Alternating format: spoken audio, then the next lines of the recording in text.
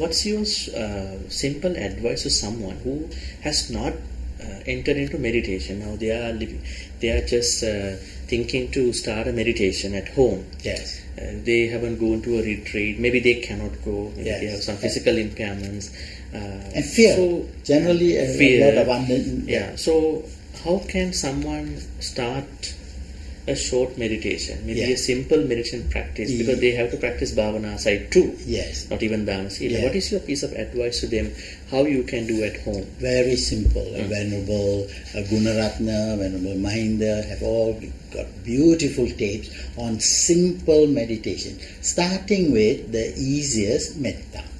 Metta is where I sit down quietly, and a lot of people have the fear that they mistake yoga with meditation, where they think it's physical and they got to control the body and all of that. But the masters say at the beginning stages, sit comfortably, in a position where you are not distracted by aches and pains and so on.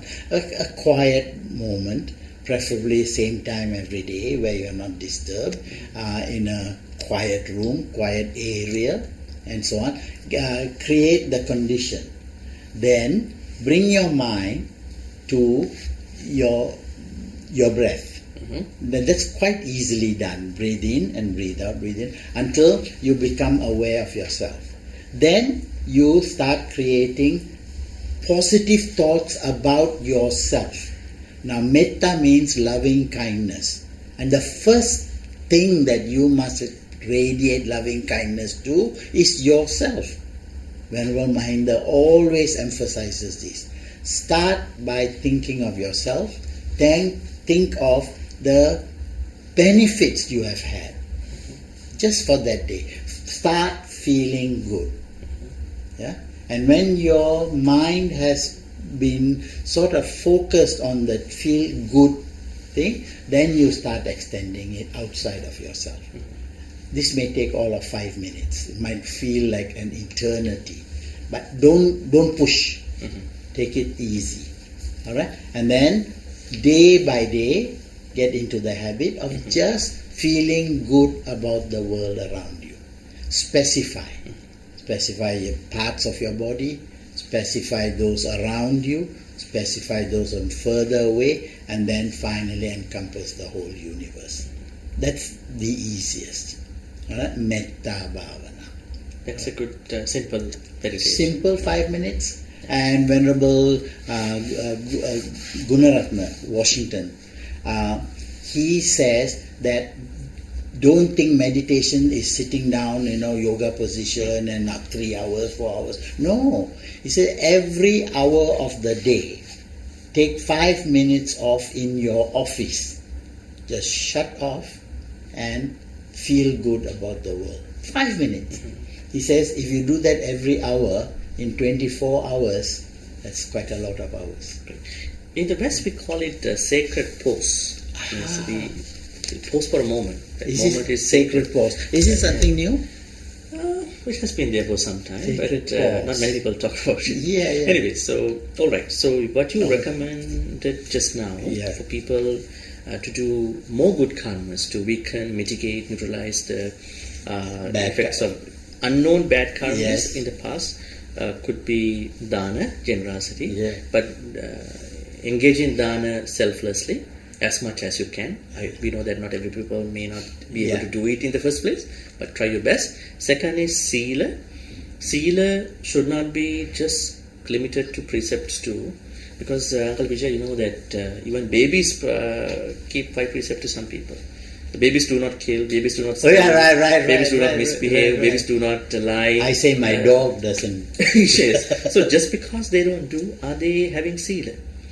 Sila is not even avoiding, but avoiding with an intention why I'm not doing it. Absolutely. That's very important. So that's a sila. Right understanding. Right understanding. Yes. Because when I kill, the repercussions for me and for other people.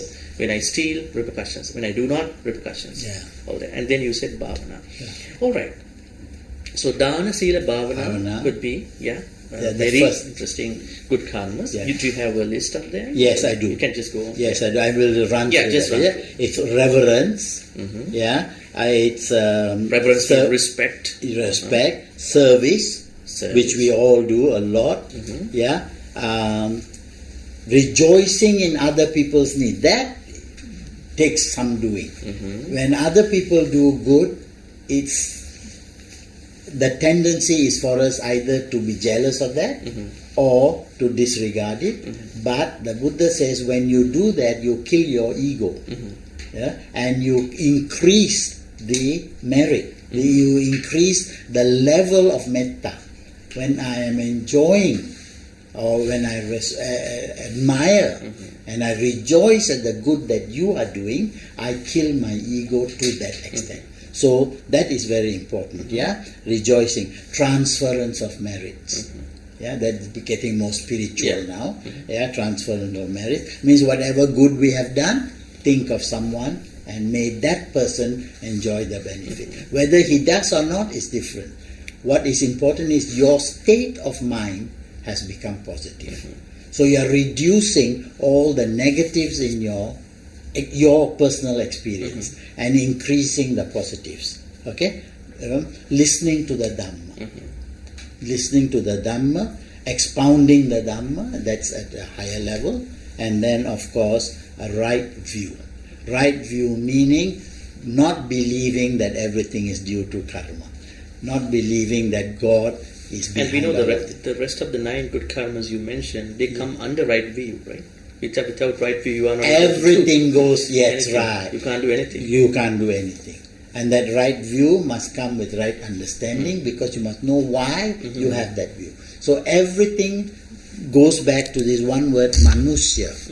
Manusya, that which has a mind which can be developed. All right? Now, the Buddha emphasizes that if you don't develop the mind, that is your primary responsibility. Develop your mind to make it possible to understand the Four Noble Truths and why you do the Noble Eightfold Path. All of that has to do with the Buddha's teaching. The Buddha summarized his teaching as, I only teach wisdom and compassion. Buddhism equals wisdom and compassion. Everything else falls then. Interesting.